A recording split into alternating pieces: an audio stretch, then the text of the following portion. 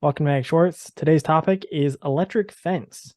What are some opinions on electric fence? A lot of the times we have barbed wire, or if you've seen the corral area and the pen area for where we work cattle primarily, we've got just regular panel that's metal. But want to get Dad's perspective on the use of electric fence with the livestock, both horses and cows. I mean, it's very effective. Bottom line, it's relatively inexpensive to put up. It's not without cost, but you got to have a power source. That's your big thing. Whether it's solar powered or if you've got regular AC power handy, then you can use that as well. But it's really good for being able to move pastures and rotate on pastures.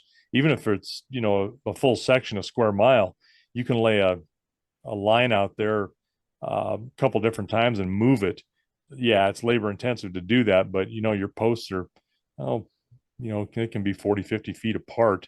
And as long as that wire is good, solid quality wire, you can stretch that out there, hook some wire to it, and then be able to move that around so that you can kind of not really mob graze, but more intensive graze one area and then move it quickly.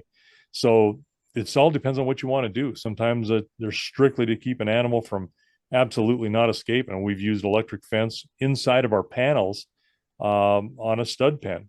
The studs, I love our studs, but you know what? Having a stud is not an easy thing.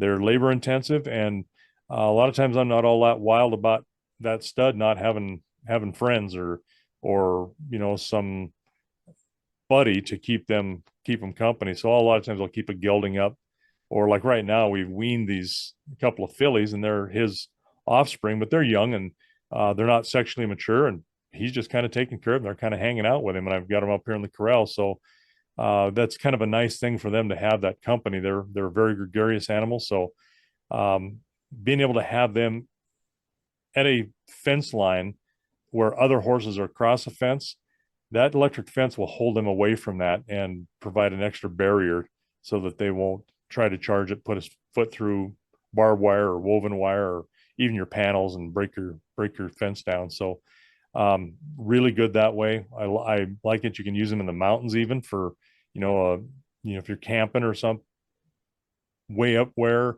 put up a fence with a small battery operated thing. It's only going to last for, 4 or 5 days, 6 days, a week if you're back there like that long. But you can put most of those animals in there and continue to move that as well. Moves very easily so that you can let your horses graze, not tear the ground up.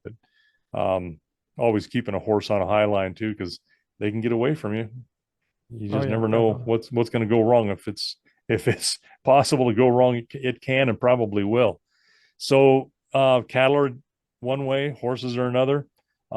People even use those for hogs that Hmm. are out in a spot.